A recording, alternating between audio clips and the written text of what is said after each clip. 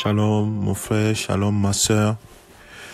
Que la paix du Seigneur soit avec toi ce matin. Aujourd'hui, 12 novembre 2020, nous voulons encore nous appuyer sur la parole de notre Seigneur pour débuter notre journée. C'est lui qui est notre appui. C'est lui qui est notre roc.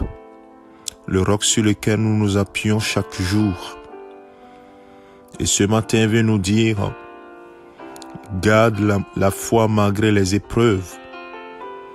Que l'Éternel soit ton appui. Qu'il soit véritablement ton appui.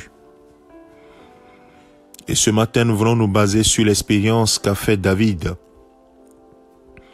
Et nous inspirer de cette expérience de David pour conduire notre vie au cours de cette journée. Et David nous le dit dans le psaume 40, le verset 2 et le verset 3. Il dit, j'avais mis en l'Éternel mon espérance. Et il s'est incliné vers moi, il a écouté mes cris. Il m'a retiré de la fosse de destruction, du fond de la boue. Et il a dressé mes pieds sur le roc. Il a affermi mes pas. Alléluia. Voilà l'expérience que David a faite. Et cette expérience doit nous inspirer ce matin. Il a mis sa confiance dans son Dieu, qui a écouté ses cris, qui s'est incliné vers lui et l'a retiré de la fosse de destruction. Oh, et il a garanti ses pieds sur du roc.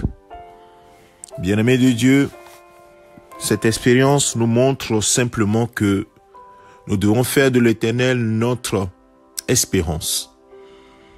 Et comme le Seigneur va le dire au travers le prophète Jérémie, et j'aime citer ce passage de Jérémie chapitre 17, le verset 7, « Béni soit l'homme qui se confie dans l'Éternel et dont l'Éternel est l'espérance. Il est comme un arbre planté près des eaux et qui étend ses racines vers le courant.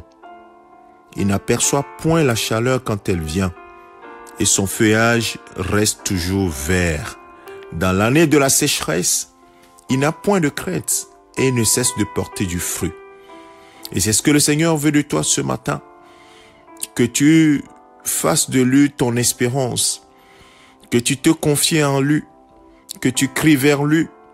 Il inclinera certainement ses oreilles vers toi et te mettra au large. Que le Seigneur te bénisse. Que sa grâce soit sur toi ce matin. Fais comme David. Le résultat sera le même.